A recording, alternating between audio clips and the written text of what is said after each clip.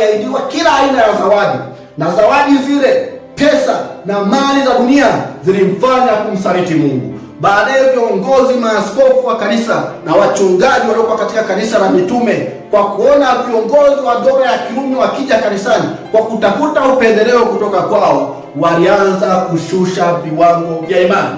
Walianza kubadilisha mafundisho. Walikuwa wakibatiza kwa ubatizo wa kuzamisha ndani ya maji, lakini wakaona awamu hii wanawezaje kuwabatiza wafalme wa Kirumi kwa kuwazamisha ndani ya maji? Watakase tu maji na kuwanyunyiza tu. Walikuwa hawaabudu sanamu, maana amri ya pili ya Biblia katika kitabu cha Kutoka sura ya 20, Kutoka sura ya 20 fungu la 4 inasema, usijifanyie sanamu ya kuchonga wala mfano wa kitu chochote kilicho juu mbinguni wala kilicho chini duniani wala kilicho majini chini ya dunia, usivisujudie wala kuvitumikia, kwa kuwa mimi Bwana Mungu wako ni Mungu mwenye wivu, na wabatiza wana Mungu wa baba zao hata kizazi cha 3 na cha 4 cha walichukiao, nami na wale maelfu walipendao na kuzishika amri zangu.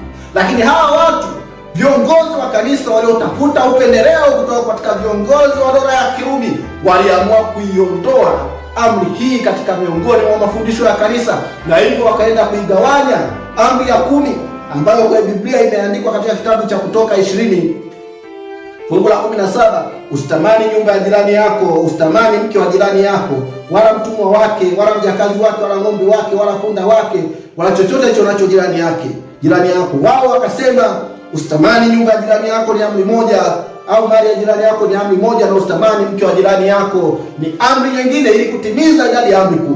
Waliondoa hii kwa sababu viongozi wa Kirumi walioongoka katika kanisa walikuwa ni watu wanaoabudu sanamu, na walikuwa wakiabudu sanamu za kale. Kwa njia hiyo sasa, viongozi wa kidini kama ilivyokuwa kwa nabii Balaam, wakatia ukwazo kwa watu wa Mungu waliobarikiwa na Mungu, ambao haikuwezekana kuwatengua katika imani yao kwa Mungu kwa njia ya mateso, ili watu wa Mungu wakorofishane na Mungu kwa njia ya kuabudu sanamu. Yawezekana hukujua neno hili. Yawezekana uliendelea kuabudu ukiamini ya kuwa unamwabudu Mungu kwa kuwa unamwamini Yesu Kristo. Lakini leo Bwana anasema tubu, acha kuikanyaga sheria takatifu ya Mungu.